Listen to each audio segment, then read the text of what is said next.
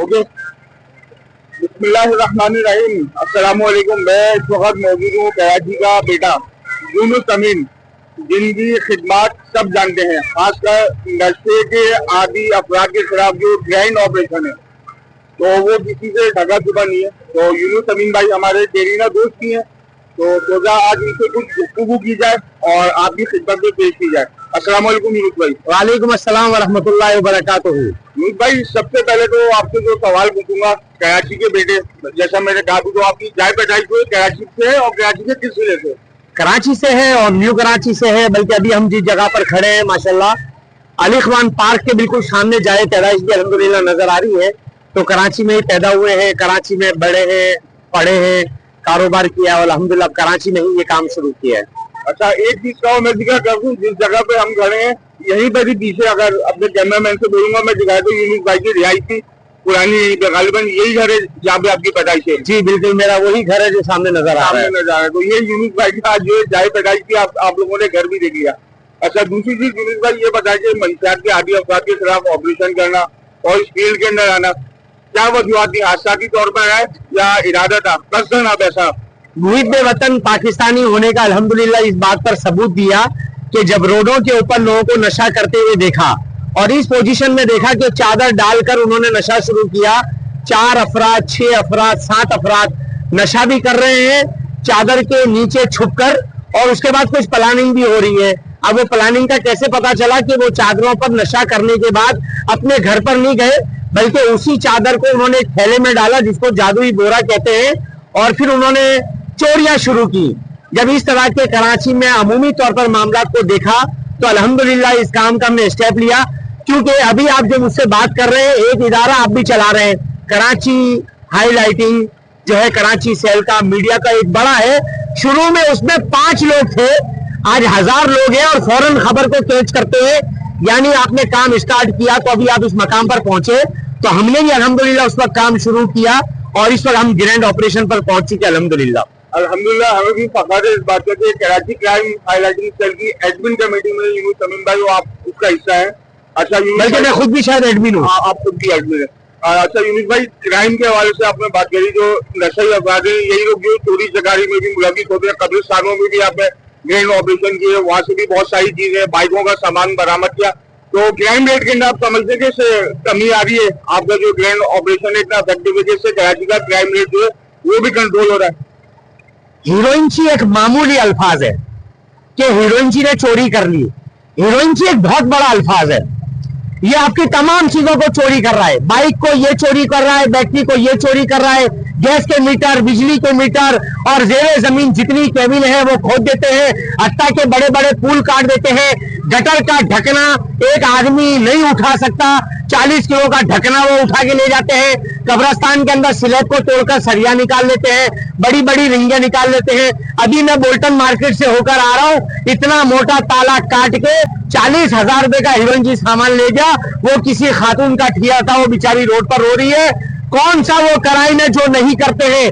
Bike चोरी करने की रेकियां ये करते हैं, बैंकों के आगे डेरे डाले हुए हैं वो रेकियां करते हैं। 80% क्राइम में मुलविस है और हमारे यहाँ पर क्या है यार, हीरोइन ची जा रहा है। अरे इतनी बड़ी जो है वो क्राइम का बोरा लेकर, क्योंकि कोई कबाड़ी कागज नहीं खरीदता, कबाड़ी लोहा खरीदता है। गार्बेज वाले आकर घर का कचरा ले जाते हैं और बाकी हमारे घर में मासियां होती हैं, जो ज्यादा कामचोर होगी तो वो यहाँ से खड़े रहकर यूं डालेगी तो नाले भर जाएंगे, नहीं तो ज्यादा मेहनती होगी तो गली के कोने पर डाल देंगे। लेकिन वो गार्बेज वाले सारा कचरा वो ले जाते हैं, तो गत्ता कहां से बाहर आएगा? बड़ी बड़ी होटल्स वाले जो है वो गत्ता लेकर बाकायदा बेचते हैं। तो फिर जादुई थैलों में आता क्या है? लोहा। आपकी मोटरसाइकिल चोरी करी और गायब हो गई। जादुई बोरा इस वजह से कहता हूं, जादुई चादर इसलिए बोलता हूं कि उसके अंदर बैठकर प्लानिंग करते हैं अगले दिन बाइक कैसे चोरी करनी है, तो बाइक चोरी हो जाती है। रात को वो बेचारा देख रहा है कि 217 यूनिट हुए हैं, सुबह वो 0 यूनिट होते हैं। पता चला कि वो मीटर ही गायब है। घर वाले इंतजार में है कि बिजली आएगी, लेकिन कहां से आएगी? वो गली में निकल कर देखते हैं, पूरी गली की लाइट है, उसकी नहीं है, क्योंकि केबल गायब है। कोई चीज ये नहीं छोड़ते, सारा क्राइम ये लोग कर रहे हैं। तो इनको ठीक करना सबसे ज्यादा जरूरी है।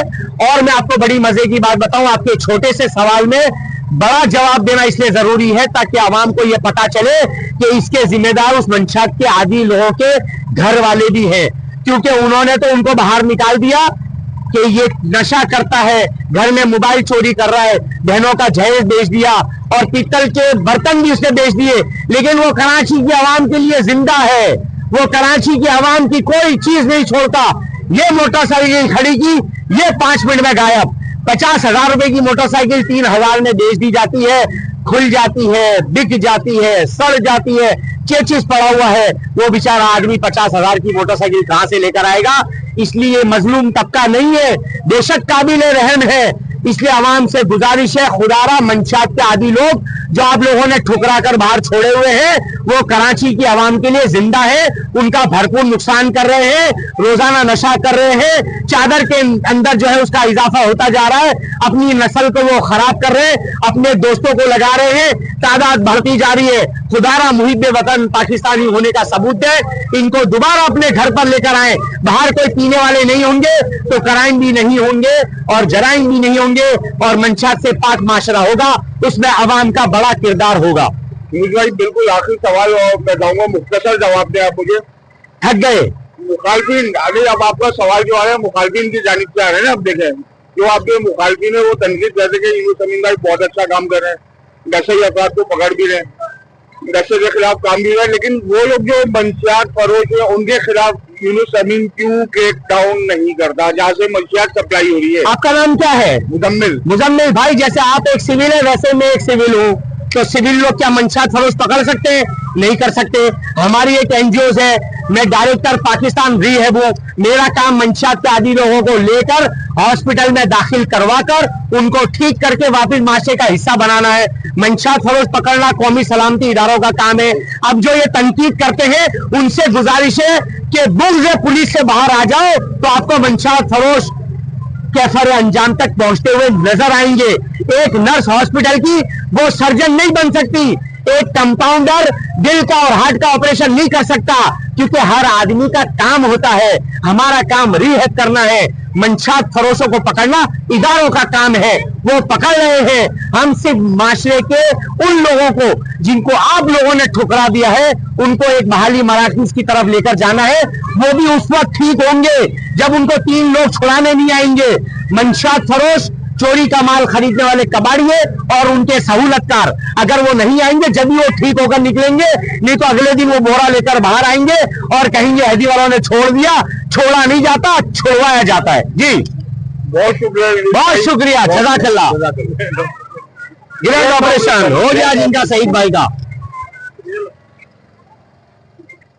का ग्रेट कर